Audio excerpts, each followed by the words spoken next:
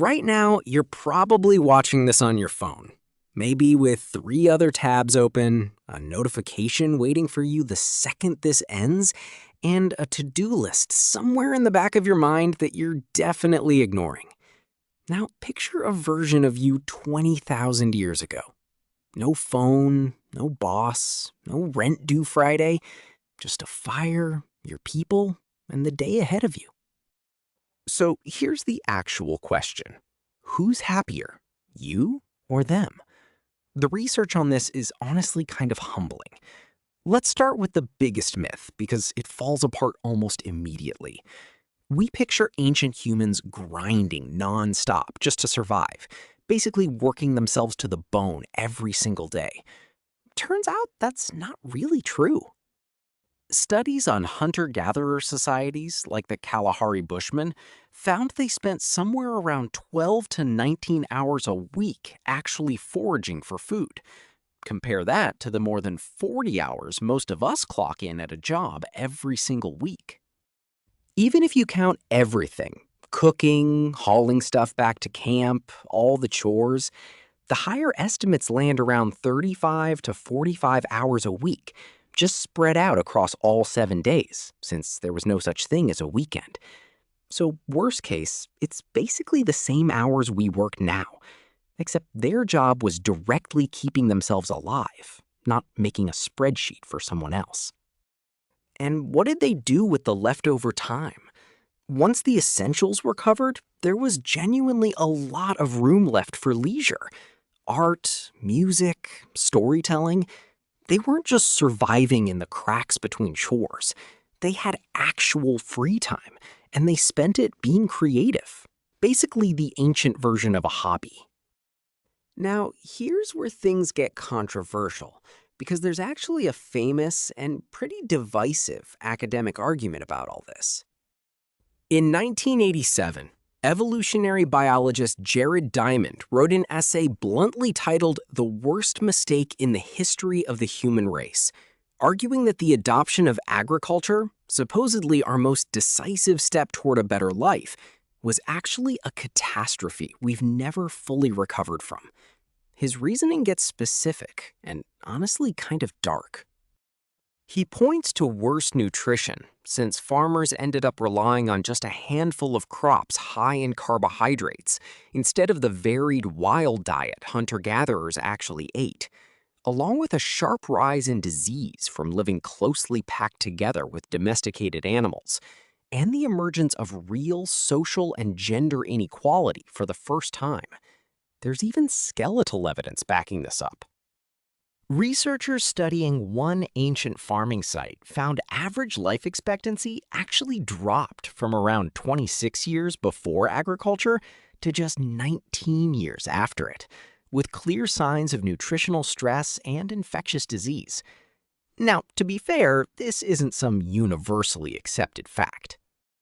Plenty of economists and historians push back hard on Diamond, pointing out that agriculture also created enormous advantages, way more calories harvested per hour of labor, and the ability for societies to build lasting infrastructure and knowledge that eventually made modern medicine, science, and yes, the very phone you're watching this on, possible.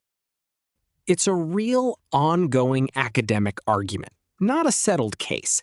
But the fact that serious scholars can even make the case that farming, the thing that built civilization as we know it, might have made individual humans worse off, tells you this question is a lot messier than it looks on the surface. Now, here's where it gets weirder, because scientists didn't just theorize about all this. They actually went and asked people how happy they were.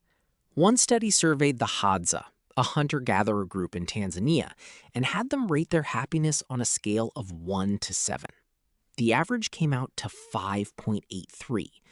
When researchers compared that number to happiness scores from a bunch of other societies around the world, the Hadza beat every single one of them. Let that sit for a second. No phones, no hospitals like we have, no economy in any modern sense, and they still came out happier than people living in fully developed countries. And it's not just one weird study either. Multiple research teams looking at totally different small-scale societies. The Baka, the Tsimane, groups across 19 separate communities keep finding the exact same pattern. Higher self-reported happiness than industrialized countries, despite having way less stuff. There's actually a guy who tested this theory by living it. Anthropologist James Sussman spent real time embedded with one of the last hunter-gatherer groups left on Earth, and it completely changed how he personally thought about happiness. It basically challenged the one assumption none of us ever question, that a modern, developed life is automatically the best version of being human. So why would that even be true? One big theory comes down to something we've quietly lost along the way. Ancient humans lived in small, tightly bonded groups, surrounded by the same familiar people every single day. Compare that to how loneliness keeps climbing in the modern world.